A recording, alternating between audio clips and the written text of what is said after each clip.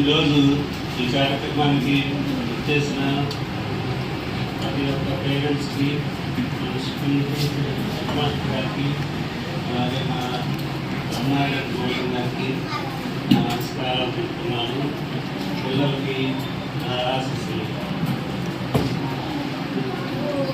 ఈరోజు మనం దీని యొక్క ప్రాముఖ్యత ఏమిటంటే పేరెంట్స్ కూడా స్కూల్లో టీచర్స్తో సహకరించి మనం కూడా దీంట్లో బాధ్యత వహించాలని చెప్పి ప్రభుత్వం వారు దీన్ని చైర్మన్ గారు, వైస్ చైర్మన్ గారు ఆటోన్నారు.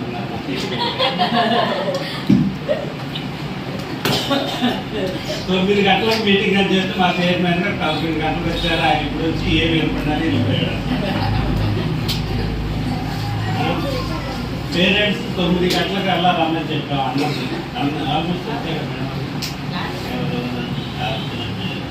అదే ఈ ప్రభుత్వం కూడా కొంచెం ఒక అడుగు ముందేసి దాని కార్యక్రమాలు చేపడుతుంది. అయినా కానీ మనం వెనకబడుతున్నట్లేదు. కానీ పెంచడమే బాధ్యతతో పాటు పిల్లలు ఇక్కడ ఏం చేస్తున్నారు, ఎట్లా ఉంటున్నారు అని తెలుసుకోవాలని బాధ్యత కూడా మన అందరి మీద ఉందని మీ అందరికీ మరొకసారి మనం చేస్తున్నాను.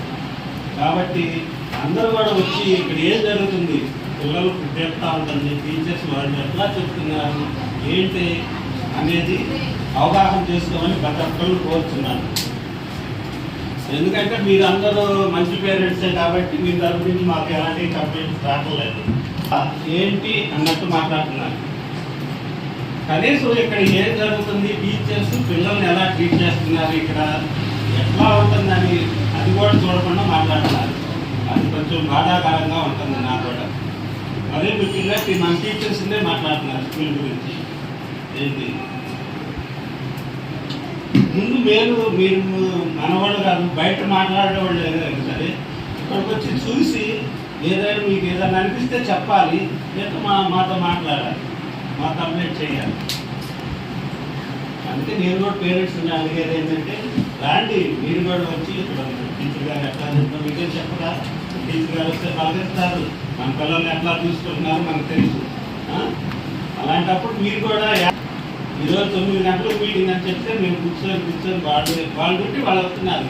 మరి ఈ ఒక్కరోజే కదా, ఈ రోజు కూడా స్పెండ్ చేయలేకపోతే మరి వాళ్ళని బాగా పెట్టినట్టు అవుతుంది. అది ఆలోచించండి అందరు పేరెంట్స్ కూడా. అందరూ కూడా బాగా చదువుకోవాలి. మరి అమ్మ కూడా